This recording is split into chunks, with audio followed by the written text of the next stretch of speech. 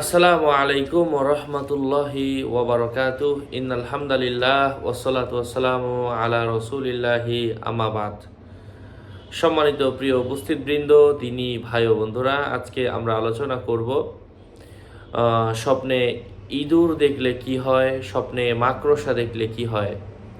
সাথে যুক্ত আছি আমি মুফতি জুবায়ের বিন ইমাম। আলোচনা বুঝতে সাথেই থাকবেন। যারা এখনও চ্যানেলটি সাবস্ক্রাইব করেননি, সাবস্ক্রাইব করতে ভুলবেন না। ভেরিফাই চ্যানেলের ডিসক্রিপশন বক্সে ক্লিক করলে পেজ এবং আইডি আসবে। এটা ছাড়া আলাদা অন্য কোনো পেজ নেই, আইডি নেই, ইমো নেই, হোয়াটসঅ্যাপ নেই, টিকটক নেই। নাম ছবি দেখে বিভ্রান্ত হওয়া যাবে না। মাকড়সা দেখার ব্যাখ্যা হচ্ছে এমন এক অভিশপ্ত মহিলা, যে মহিলা তার স্বামীর বিছানা পরিত্যাগ করে। কেউ বলেন মাকড়সা দেখা নতুন আঙ্গিকে একজন দুর্বল ব্যক্তি দেখবে। ইঁদুর স্বপ্নে দেখার ব্যাখ্যা পাপিষ্ঠ মহিলা অথবা চোর কোনো নারীকে বুঝিয়ে থাকে।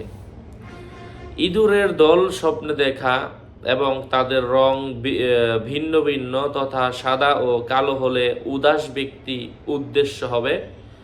কারো মতে স্বপ্নে যদি দেখে যে ইঁদুর ঘর থেকে বের হয়ে যাচ্ছে, এর অর্থ হচ্ছে বরকত চলে যাওয়ার সম্ভাবনা রয়েছে। এক ব্যক্তি ইমাম ইবনে সিরিন রহমতুল্লাহি আলাইহি এর কাছে এসে বলল যে আমি স্বপ্নে দেখলাম ইঁদুরের সঙ্গে সহবাস করছি। দেখলাম তার নিতম্ব থেকে খেজুর বের হলো। ইমাম ইবনে সিরিন রহমতুল্লাহি আলাইহি বললেন, তোমার স্ত্রী কি পাপিষ্ঠা? সে বলল, হ্যাঁ। হযরত ইমাম ইবনে সিরিন রাহিমাহুল্লাহ তাআলা তার এই কথার প্রতি উত্তরে বললেন, তোমার নেককার সন্তান ভূপিষ্ঠ হবে, অর্থাৎ তোমার যে সন্তানটা হবে ওইটা ভালো হবে।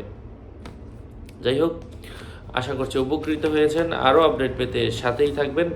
সকলের মঙ্গল কামনা করে এখানে শেষ করছি। দেখা হবে অন্য কোনো ভিডিওতে। আসসালামু আলাইকুম ওয়া রাহমাতুল্লাহি ওয়া বারাকাতুহু।